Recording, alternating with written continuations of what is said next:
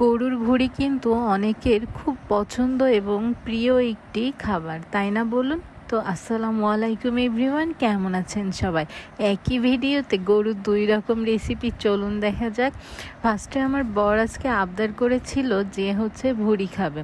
তো ভুঁড়িটা আমি ফার্স্টে প্রেশার কুকারে হাফ সিদ্ধ করে নিয়েছিলাম।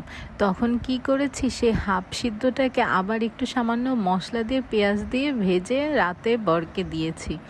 তো তারপর বাকি যেই ভুঁড়িগুলো ছিল তার ভিতরে আলু দিয়ে নারকেল দিয়ে আবার মশলা দিয়ে ভুনা ভুনা করে রান্না করা হয়েছে। তো একই ভুঁড়িতে দুই রকমভাবে খাওয়া দাওয়া করা হয়েছে। এটা একটা মজার কাহিনী না বলুন?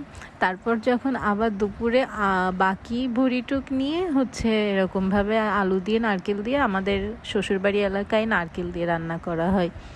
তো কোন কোন এলাকায় রান্না করা হয় কমেন্ট বক্সে জানাবেন।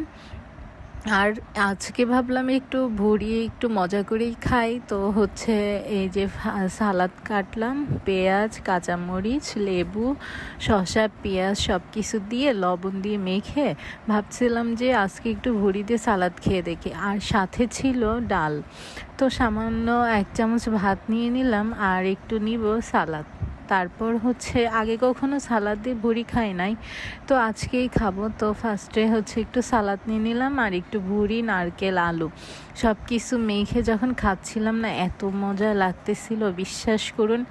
আর ভুঁড়িটা যখন ভেজে রাতে বরকে দিয়েছিলাম সেটাও অনেক মজা হয়েছিল। মানে হাফ সিদ্ধটাকে পেঁয়াজ দিয়ে আবার ভাজা হয়েছিল আর বাকি হাফটাকে আবার রান্না করা হয়েছে। তো এই ছিল আজকের আমার ভিডিও।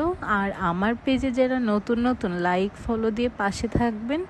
আর আমার ভিডিও আপনাদের কেমন লাগে অবশ্যই কমেন্ট বক্সে জানাবেন। তো এই ছিল আমার ভুঁড়ির গল্প। আল্লাহ হাফিজ।